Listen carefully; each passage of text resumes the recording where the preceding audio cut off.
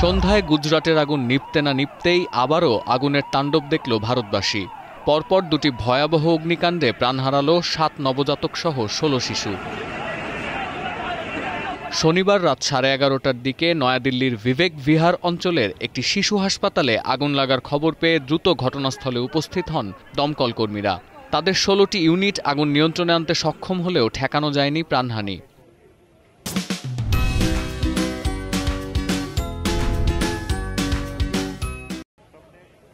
দায়িত্বরত কর্মকর্তারা জানিয়েছেন, ভবন থেকে 12 নবজাতককে উদ্ধার করা হলেও হাসপাতালে চিকিৎসাধীন থাকা 7 শিশু মারা যায়।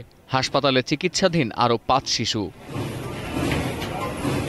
আগুন লাগার কারণ সম্পর্কে এখনও কিছু জানায়নি দিল্লির দমকল বিভাগ।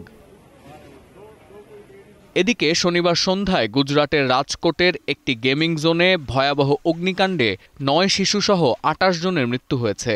ঘটনাস্থল পরিদর্শনের পর সহকারী পুলিশ কমিশনার বিনায়ক প্যাটেল জানান, অগ্নিকাণ্ডে নিহতদের মৃতদেহগুলো সম্পূর্ণ পুড়ে গেছে। এ কারণে তাদের শনাক্ত করা কঠিন।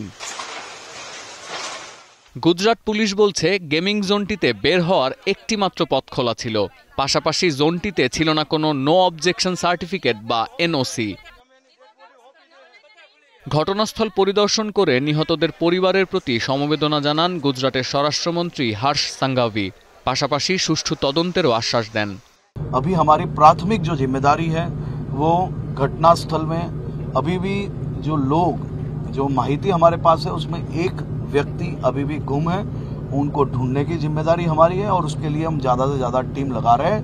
মর্মান্তিক এই দুর্ঘটনায় শোক জানান president Droupadi Murmu, vice president Jagdeep Dhankhar এবং প্রধানমন্ত্রী নরেন্দ্র মোদী। ভারতের হাসপাতালে আগুন লাগার ঘটনা এখন নতুন কিছু না। এর আগে 2021 সালে মহারাষ্ট্রের ভারান্ডা জেলার একটি হাসপাতালে নবজাতক ইউনিটে ভয়াবহ অগ্নিকাণ্ডে 10 শিশুর মৃত্যু হয়। একই বছর এপ্রিলে মহারাষ্ট্রের একটি বেসরকারি হাসপাতালে মৃত্যু হয় আরও 4 জনের। নভেম্বরে ভোপালে কামালা নেহরু হাসপাতালে প্রাণহানি হয় 4 নবজাতকের।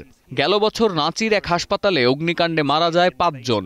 বিগত বছরগুলোতে খোদ কলকাতার অন্যতম প্রধান সরকারি হাসপাতাল SSKM মেডিকেল কলেজ হাসপাতাল, গার্ডেন রিচের BNR হাসপাতাল, শম্ভুনাথ পণ্ডিত হাসপাতালে ঘটেছে ভয়াবহ অগ্নিকাণ্ড।